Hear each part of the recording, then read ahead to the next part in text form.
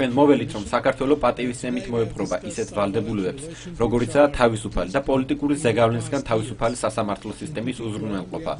ჩვენ კატეგორიულად ვეწინააღმდეგებით შერჩევითი სამართლის ნებისმიერ ფორმას.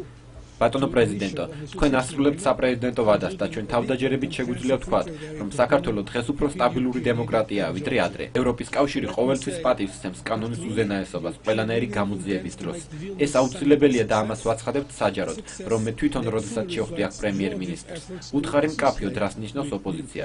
ვიქნებით უფრო კონკრეტული და გეტყვით, რომ დემოკრატიის ტრანზიტის პერიოდში საქართველო არის დიდი პოლარიზაცია ოპოზიციასა და მთავრობას შორის. ჩვენ გვესვენს, რომ ქართველების ფუნდამენტური ინტერესია რომ პოლიტიკური საკითხები გადაწყდეს პოლიტიკური მეთოდებით, მაგალითად არჩევნების გზით. თქვენ ახლა გყავთ ახალი პრემიერი, პრეზიდენტი. პოლიტიკური პრობლემები უნდა გადაწყდეს პოლიტიკური გზით და არა სამართლებრივი მეთოდებით. პრეზიდენტის სასახლიდან ბოლოჯერ მიმართე ჩემს ხალხს და ვთხოვე თითოეულ მათგანს ეკითხა საკუთარი თავისთვის, არის თუ არა დღეს საქართველო უკეთესი ქვეყანა ვიდრე იყო 10 წლის წინათ. მე არ მიღია პასუხები, რადგან ბრიუსელში წამოვედი, მაგრამ პრეზიდენტმა ბაროზომ გასცა ამ შეკითხვას პასუხი და თქვა, რომ ეს ნამდვილად ასეა.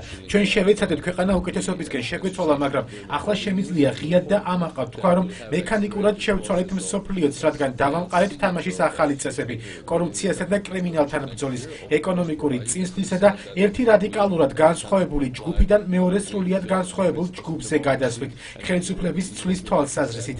როგორც ეს პრეზიდენტმა ბაროზომ აღნიშნა კიდეც, ჩვენ ვაჩვენეთ მეტნაკლებად ეფექტიანი კოჰაბიტაციისა და გაგრძობითი დემოკრატიის მაგალითი მინიმუმ ჩვენს რეგიონში მაინც. ბალტიისპირეთის გარდა ყველა საბჭოთა რესპუბლიკებში ჩვენ ვართ პირველი ნიმუში იმისა, რომ ყოფილი მმართველი პარტია არ გაქრა და არ დასუსტდა.